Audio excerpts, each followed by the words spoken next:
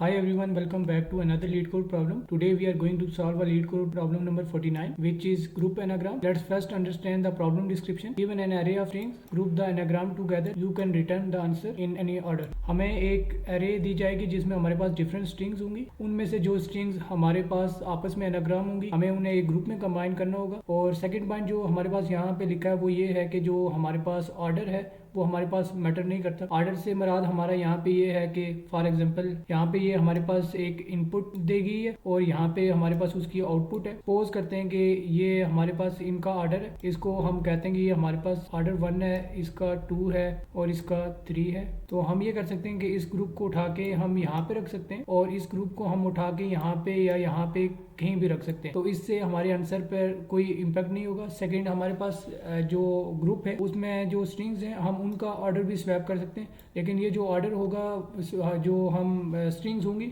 उनको swap with in group ही कर सकते हैं. ग्रुप के बाहर हम उनको स्वैप नहीं करेंगे. जैसे यहाँ पे हमारे पास ईट और टी है, हम इसको आपस में स्वैप कर सकते हैं, या हम टी एंड एट जो है उसको आपस में स्वैप कर सकते हैं. इसी तरह हम नेट और जो हमारे पास 10 है हम इसको आपस में स्वैप कर सकते हैं. तो इसका मतलब हमारे पास ये था. एक और कंसेप्ट जो हमने ऊपर डिस्कस किया है, group the anagram together.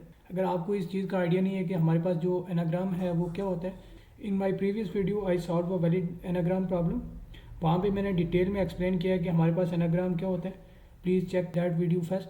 It will help you to solve this problem. Before moving forward let go through the given constants. यहाँ पे हमारे पास 3 कॉन्स्टेंट्स जो हैं वो गिवन है. फर्स्ट कॉन्स्टेंट ये है कि जो हमारे पास इनपुट होगी, इनपुट जो है उसमें जो हमारे पास स्ट्रिंग्स की लेंथ होगी उसमें एटलीस्ट हमारे पास एक स्ट्रिंग होगी और मैक्सिमम हमारे पास 10,000 स्ट्रिंग्स हो सकती हैं. और सेकंड कॉन्स्टेंट जो हमारे पास यहाँ पे लिखी गई है वो ये है कि जो हमारे पास हर एक स्ट्रिंग है उसकी जो लेंथ है वो या मिनिमम वो एम्प्टी हो सकती है, या उसमें जो हमारे पास मैक्सिमम करैक्टर हो सकते हैं वो अराउंड 100 हो सकते हैं. और थर्ड जो हमारे पास कॉन्स्टेंट लिखी गई है वो ये है कि जो हमारे पास जो स्ट्रिंग है उसमें जो करैक्टर हैं वो सारे के सारे हमारे पास लोअर केस में. To solve this problem I am going to take you through 2 solution. First one is group anagram by sorting, and जो हमारे पास सेकंड मेथड है वो है group anagram by frequency count. जो हमारे पास पहला मेथड है उसके लिए मैं जो हमारे पास उसका कंसेप्ट है उसको मैं एक्सप्लेन करूंगा, और जो उसका कोड है वो आपने मुझे कमेंट करके बताना है कि हमारे पास इसका जो कोड है वो हमारे पास क्या होगा. और जो हमारे पास सेकंड मेथड है group anagram by frequency count,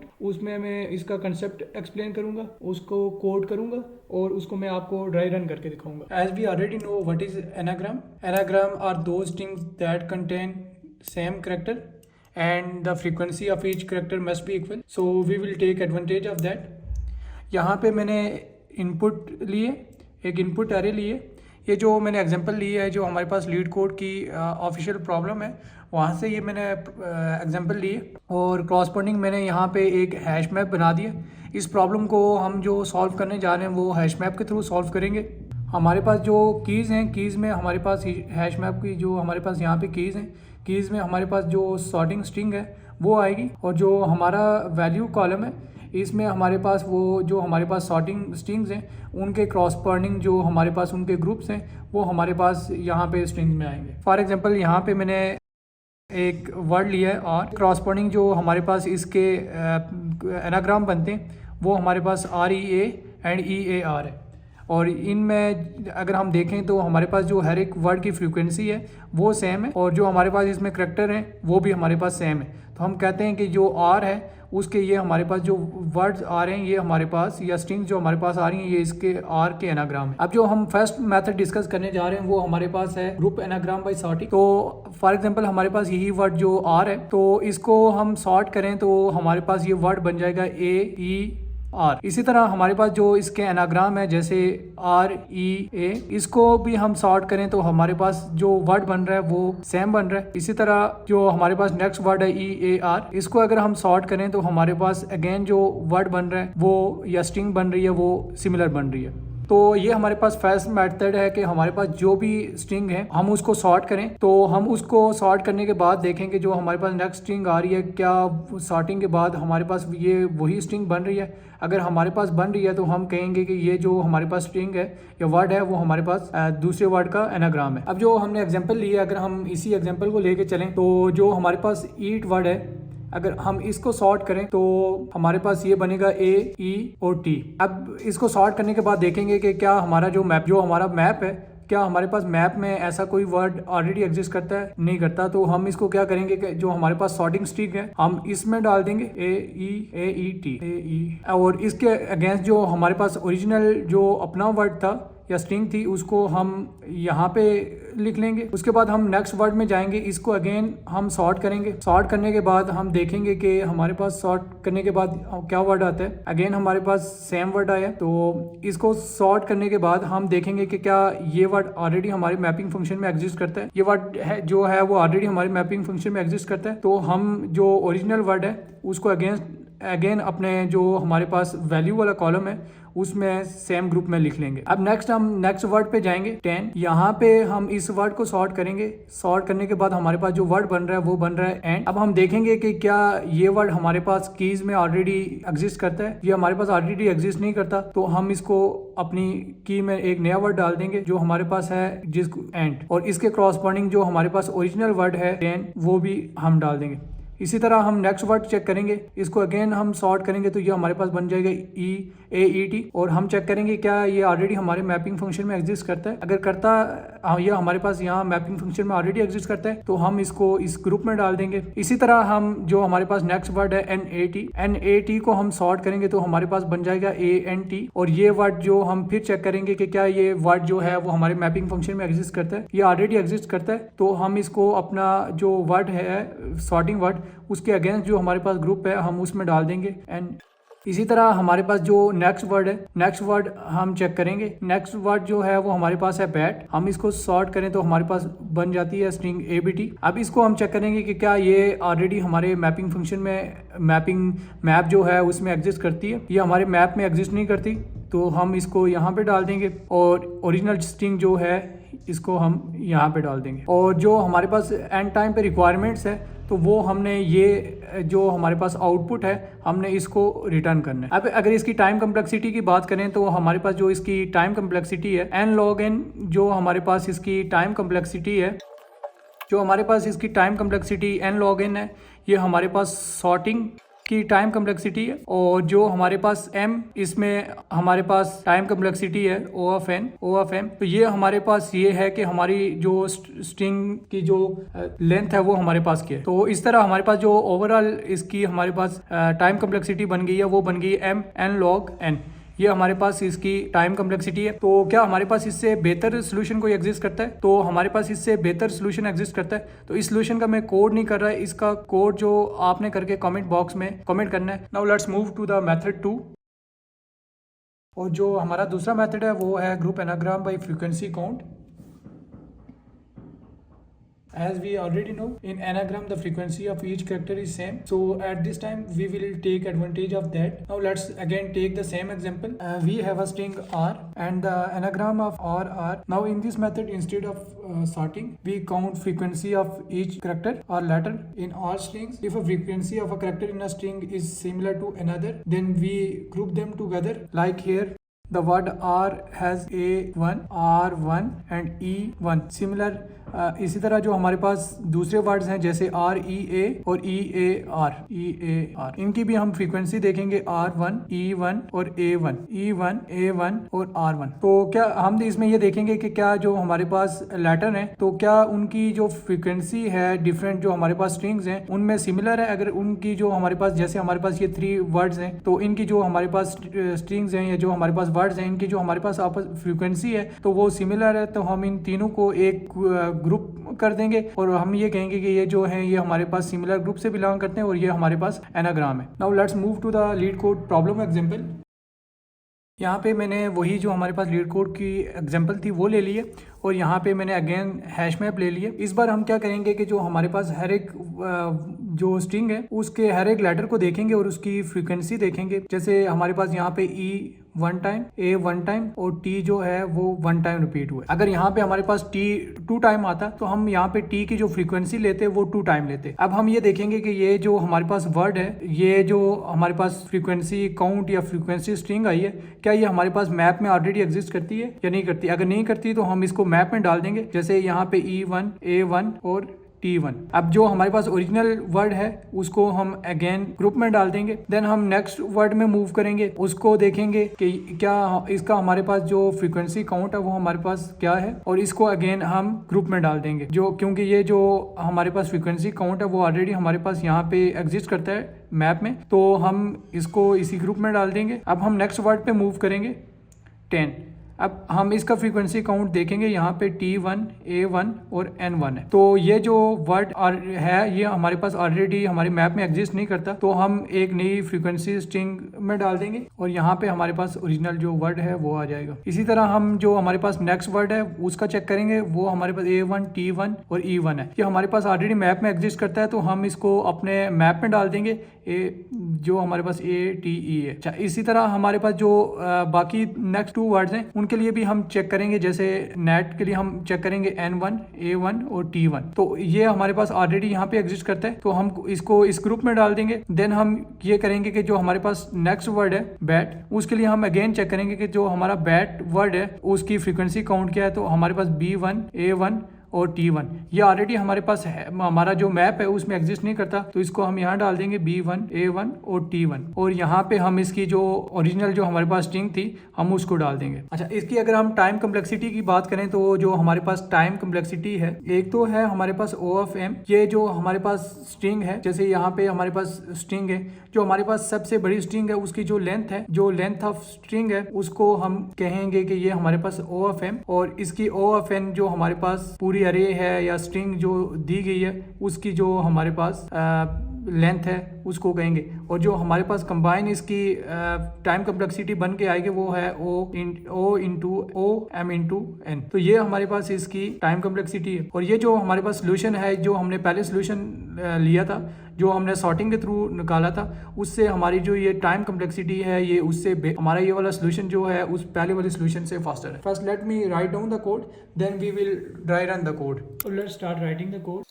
यहाँ मैं सिंपल डिक्शनरी लेने की जगह डिफ़ॉल्ट डिक ले रहा हूँ। उसकी रीज़न ये है कि हमारे पास एक एज केस आ जाता है कि सम टाइम हमारे पास जो की एरर है वो हमारे पास आ जाता है, तो उसको डील करने के लिए जो हम यहाँ पे डिफ़ॉल्ट डिक यूज़ कर रहे हैं, तो इसको पहले मैं यहाँ पे इंपोर्ट कर लेता हूँ हम कलेक्शन डिफ़ॉल्ट। अब हमने क्या करना है कि जो हमारे पास हर एक स्ट्रिंग है उससे हमने उसमें जो हमारे पास एरे में जो पहली स्ट्रिंग है हम उसको लेंगे। देन हम एक और लूप लगाएंगे जिसमें हम क्या करेंगे कि जो इसका हर एक करैक्टर है हम उसका इटरेट करेंगे। तो सबसे पहला लूप लगाते हैं। यहाँ पर हम क्या करेंगे, यहाँ पर हम एक एरे क्रिएट कर रहे हैं 26 लेंथ की। इस एरे का मैं आपको बाद में बताता हूँ कि इस एरे का हमारे पास क्या यूज़ होगा। अब हम यहाँ पे क्या करेंगे, जो हमारे पास हर एक स्ट्रिंग का जो करैक्टर है हम उसको इटरेट कर रहे हैं। एक बार मैं कंप्लीट कोड लिख लेता हूँ, उसके बाद मैं इस कोड को आपको ड्राई रन करके दिखाऊंगा। ये हमारे पास कंप्लीट कोड है। अब एक बार इस कोड को हम ड्राई रन करके देखते हैं। यहाँ पे बेसिकली हम क्या कर रहे हैं कि हम यहाँ पे एक डिफॉल्ट डिक्शनरी क्रिएट कर रहे हैं। उसके बाद यहाँ पे हम क्या कर रहे हैं, for example for s in str, तो हमारे पास जो पहली स्ट्रिंग है हमारे पास वो है EAT, वो स्ट्रिंग हमने ले ली। स्ट्रिंग लेने के बाद हमने क्या किया कि यहाँ counts is equal to 0 multiply by 26, यहाँ हमने 26 इंडेक्स की एरे क्रिएट कर दी है। तो हमारे पास इसका इंडेक्स नंबर यूं कुछ होगा 0, 1, 3, 4 अप टू 26, ये हमने क्रिएट कर दी। क्रिएट करने के बाद हम क्या कर रहे हैं कि फॉर चार्ज इन एस, जो हमने जो स्ट्रिंग ली है उसका हम पहला करैक्टर लेंगे। यहाँ पे हमने सपोज ई लिया, हमारे पास यहाँ पे ई आ रहा है तो हमने वो ई लिया। ई लेने के बाद हम यहाँ पे क्या कर रहे हैं कि यहाँ पे हम देख रहे हैं कि जो हमारे पास अस्काई नंबर है ई का, उसमें से हम जो अस्काई नंबर ऑफ ए है, बेसिकली इससे हम ये फाइंड करना चाह रहे हैं कि जो हमारे पास ई है लेटर है उसका हमारे पास इंडेक्स नंबर क्या है। फॉर एग्जांपल जो हमारे पास लोअर केस लेटर है उनका जो इंडेक्स नंबर हमारे पास शुरू होता है वो 97 से शुरू होता है और आई थिंक वो 123 तक हमारे पास जाता है। अच्छा, यहाँ पे हम क्या कर रहे हैं कि फॉर एग्जाम्पल यहाँ पे हमारे पास ई लेटर आया पहला, तो ई का जो हमारे पास अस्काई नंबर है वो है 101 और उसमें से जो ए का हमारे पास अस्काई नंबर है वो है 97। हम इसको सेपरेट कर देंगे तो जो हमारे पास इंडेक्स आ रहा है वो आ रहा है 4। तो अब हम क्या करेंगे कि इंडेक्स जो हमारे पास 4 है वहां पे 1 का इंक्रीमेंट कर देंगे। अब जो हमारे पास 0 है उसकी जगह हमारे पास आ गया 1। यहाँ पे मैं इसको अगर कलर चेंज करूँ तो यहाँ पे हमारे पास लेटर नंबर आ गया 1। अब हम क्या कर रहे हैं, अब हम वापस दोबारा जा रहे हैं। अब हमारे पास जो नेक्स्ट लेटर है वो है ए के अगेंस्ट हम क्या करेंगे कि अगेंस्ट हम दोबारा यहाँ पे आएंगे। आने के बाद हमारे पास जो ए का स्काई नंबर है वो है 97 और जो हमारे पास ए का इसको 97 माइनस 97 करेंगे तो 0 आएगा। तो ए को हम यहाँ पे अपडेट कर देंगे तो हमारे पास यहाँ पे नंबर आ जाएगा अगेन इंडेक्स 0 पे 1। इसी तरह हमारे पास टी है, टी का जो हमारे पास इंडेक्स स्काई नंबर है उसका मुझे एग्जैक्ट आइडिया नहीं है, लेकिन ये है कि जो हमारे पास उसका स्काई नंबर आ रहा है उससे हम सेपरेट करेंगे तो हमारे पास कुछ टी का कोई इंडेक्स नंबर आएगा, वहां पे हम 1 को अपडेट करेंगे। जब हमारे पास ये पहला जो स्ट्रिंग थी हमारी उसकी सारे कैरेक्टर एंड हो गए, देन हमने यहाँ पे क्या किया है कि एक हमारे पास एरे क्रिएट की है हमने। उसके बाद हमने ये किया यहाँ पे कि जो हमारे पास 26, क्योंकि यहाँ पे हमारे पास जो लेटर्स हैं वो अल्फाबेट्स हैं वो 26 हैं। हमने ये देखा है कि अगर हमारे पास जो काउंट्स ऑफ आए हैं, फॉर एग्जांपल इंडेक्स 0 पे यहाँ पे वो क्या कर रहा है कि इंडेक्स 0 देख रहा है, यहाँ पे आया इंडेक्स 0 पे देख रहा है कि अगर उसकी वैल्यू 0 के इक्वल है तो ये यहाँ से लूप बैक हो जाएगा। अभी हमारे पास ये है कि आई की जो वैल्यू है वो 1 के इक्वल है, तो ये यहाँ पे क्या करेगा कि जो हमारे 4 label is equal to 4 0 plus ये यहाँ पे हमारे पास ये कर रहा है कि 0 प्लस हमारे पास स्काई नंबर जो है ए का वो कर रहा है 97 और यहाँ पे से हमारे पास बैक जो वापस वर्ड आ गया वो हमारे पास ए हमारे पास दोबारा से आ गया, जिसको हमने पहले इंडेक्स नंबर अपडेट करने के लिए यूज किया था। अब हमारे पास दोबारा से ए आ गया। अब नेक्स्ट टाइम हमारे पास क्या हो रहा है कि जो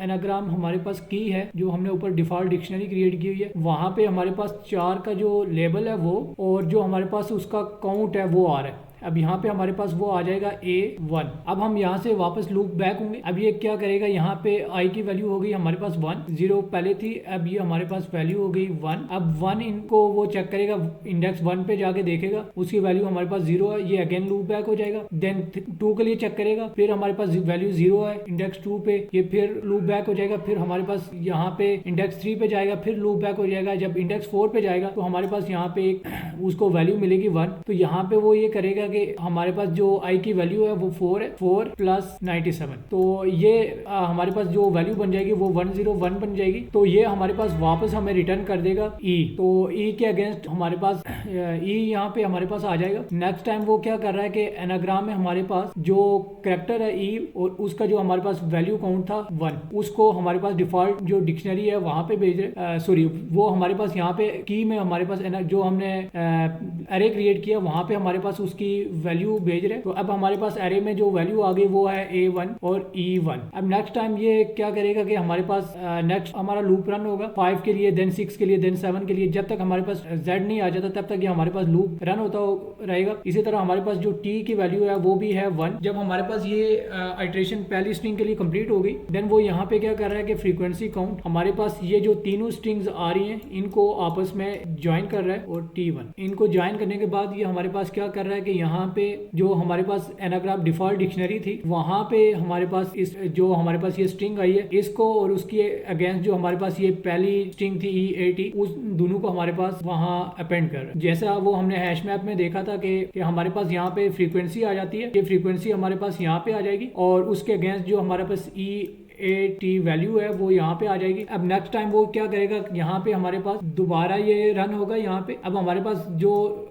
STR में सेकंड स्ट्रिंग है उसको लेगा, देन अगेन हमारे पास दोबारा से ये क्रिएट होगा, एक अरे क्रिएट होगी जिसमें हमारे पास 26 इंडेक्स तक की 26 इंडेक्स की अरे क्रिएट होगी। उसके बाद हमारे पास वो फिर पहला कैरेक्टर लेगा, फिर वैसे ही हमारे पास लूप बैक करता रहेगा। तो इस तरह हमारे पास ये इस कोड का ड्राई रन था। अब आपने इससे नेक्स्ट जो स्टेप है उसके लिए आपने रन करके देखना है कि हमारे पास ये कोड बेसिकली कैसे एग्जीक्यूट हो रहा है। अब एक बार इस कोड को हम सबमिट करके देखते हैं। अच्छा, यहाँ पे एक छोटी सी करेक्शन थी कि हमारे पास यहाँ पे count of I greater than 0 है। ये हमारे पास हर टाइम चेक करेगा जो हमारे पास हमारे पास एरे थी जिसमें हमने वैल्यूज का इंक्रीमेंट किया, वहाँ पे देखेगा कि अगर जो वैल्यू है वो हमारे पास 0 से ग्रेटर है देन वो हमारे पास यहाँ पे मूव करेगा। जो यहाँ पे पहले तो हमारे पास यहाँ पे एक करेक्शन ये है कि यहाँ पे जो हमारे पास वैल्यू आ रही है वो count of I greater than 0 है और जो मैंने लॉजिक एक्सप्लेन किया वो हमारे पास सेम लॉजिक है। अब इस कोड को एक बार सबमिट करके देखते हैं। और हमारे कोड ने अराउंड 59% लोगों को बीट किया। ये जो काम हमने यहाँ पे मैनुअली किया है, ये वाला, हमारे पास पाइथन का फंक्शन आता है, उसका मैं कोड लिख लेता हूँ यहाँ पे। ये जो हमने पूरा लॉजिक लिखा है, इसकी जगह हम ये पाइथन का टुपल फंक्शन डायरेक्ट यूज़ करेंगे। तो ये हमारे पास जो हमने ये काम मैनुअली किया, उसकी करने की हमें ज़रूरत नहीं पड़नी। Thanks for watching, see you in the next video.